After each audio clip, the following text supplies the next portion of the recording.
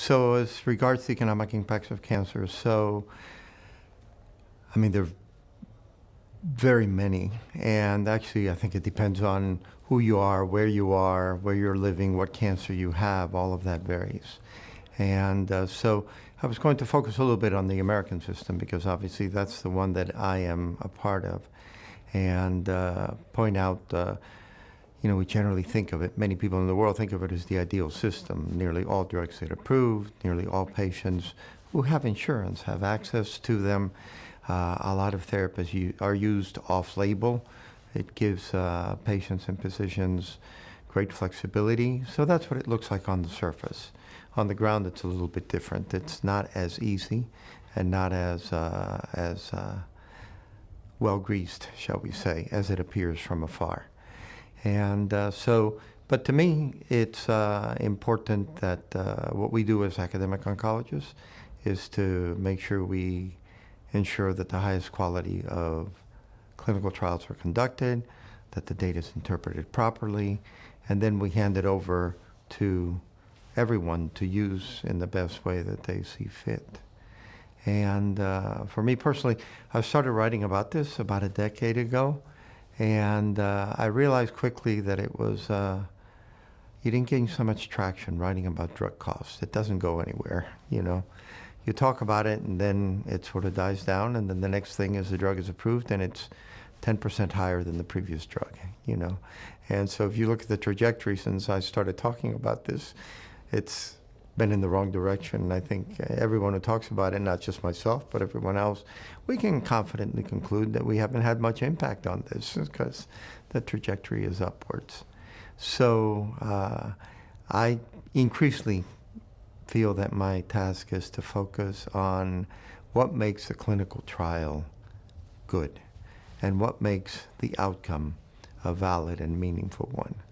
And then in that way, you at least can feel confident that what is being approved is of value, and then let the chips fall where they may. So clinical trials, from my point of view, there are several things. Increasingly, there's a pressure to accept surrogates as endpoints, meaning if we really consider that the goal is to prolong a patient's life, actually the goal is to cure a patient, but we scaled back from those high aspirations to prolonging a patient's life. So if you want to prolong a patient's life, obviously the goal is, the endpoint ought to be overall survival. But why heck, those take a long time to come by sometimes, and sometimes not so long, but still we want the answer sooner than later. And so increasingly we try to use surrogates. Progression-free survival is one such surrogate.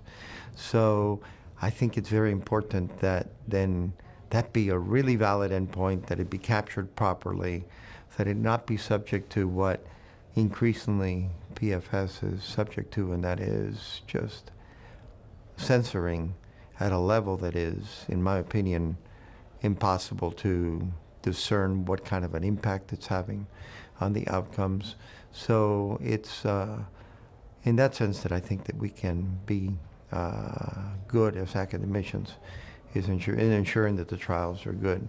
So we've had to focus a little bit away from the obvious endpoint, overall survival, about which is very difficult to quibble, or so I thought, until now we get no difference in overall survival, and then people will tell you, well, that's because A, B, C, D, and E. And so we might have to even quibble about that. But my goal has been to try to understand surrogates and how those might be better captured and more stringently assessed. I really think people don't cheat. So everybody's enthusiastic about what they're doing. And so that doesn't mean that they're enthusiastically cheating. No. It's just that actually things can happen that are unanticipated and that then lead to a result that is really not as valid as it should be. So one of the things that I worry about when I see a lot of censoring and I see a lot of patients who discontinue therapy because of toxicity, it's impossible to not wonder, how did this impact the outcome? In the simplest way of visualizing this, What if the patients who are more infirm, with more advanced disease, more likely to progress, going to the ones that suffer most from a therapy and discontinue it sooner, then they're censored with regards to a PFS endpoint, for example. And that could bring an advantage to that arm. Now, the opposite could be true. If toxicity is just, capturing everybody, shall we say, or affecting everybody, you could be censoring patients who are otherwise in good health, would respond to the therapy, and then it works against you. So there's a lot of variables, and in the end, the best way would be if there were no censoring. So I think when Kaplan and Meyer envisioned Kaplan-Meier plots incorporating censoring and how that would sort of be beneficial, they never thought 50% of patients would be censored for a given endpoint, such as progression-free survival. And that's not uncommon these days. So it's that sort of thing that I think as academicians we can strive to do better. Absolutely. Absolutely. All negative data should be published. In fact, I would say something that appears in abstract and is never published is by default negative. So, and maybe I'll put in a plug here, and it's, put in a plug when being interviewed by one journal for another, it's like unheard of, right? But so I actually work for the oncologist, and we have a section that actually is designed, CTR, clinical trial results, designed to capture. Go ahead and send us your negative data. We're interested in negative data because everybody needs to know negative data. Otherwise, we'll all in the community, give that drug that may work. And we don't realize somebody already gave it to 20 people and it didn't work. But try to publish that in the average journal. It goes nowhere. So it's important that those be published. And actually, as another sort of plug, I work in rare diseases.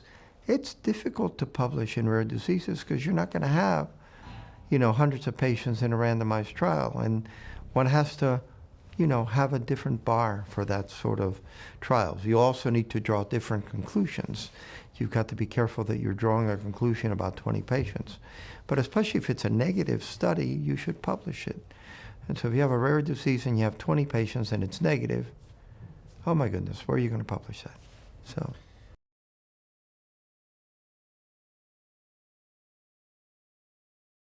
Yeah, so I think it's only a matter of time before other countries will catch up to the United States in that regards. I think that's a problem for which everyone shares some blame, if such as it is. I mean, as a physician, as an oncologist, it's extremely difficult to see a patient dying of cancer, and you've been trained to treat cancer and not be able to do about it. So I think as oncologists, we sometimes treat at the end of life when we shouldn't, and we know we shouldn't. For a patient, it's very hard to accept dying of cancer in many cases, and that's understandable.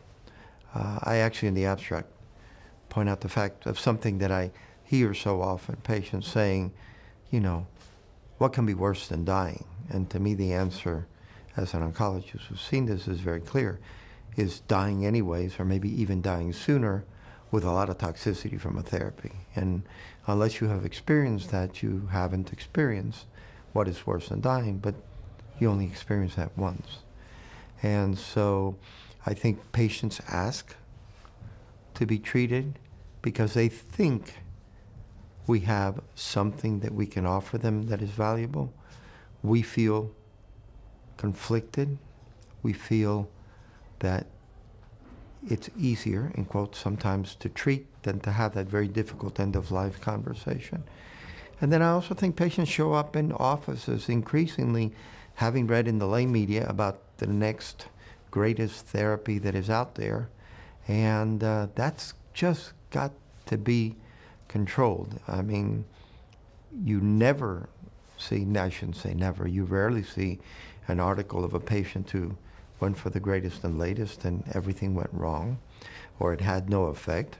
You see the outlier who had the greatest result. And then every patient thinks he or she will be the outlier. And of course, understandably, come looking for that. So there's a lot of things that are in this mix that make it difficult. And if it's not here in the UK, I think it is. I mean, there's undercurrents of that in the UK. And in Europe, I see that increasingly. The colleagues that I talk to in Europe say we're becoming more and more Americanized in that way. Not that Europeans want to be Americanized, but, you know, we're becoming more as the Americans have been in that regard. I'll tell you, there's no perfect system in the world, but NICE, in my opinion, is as close as it comes to being perfect. And if you had a system that was perfect, everybody would adopt it. But the fact that we have different systems is because of that. It's also because of societal pressures and so forth. I mean, NICE gets a lot of pushback in the UK, I know, and but there's also a lot of people that defend it.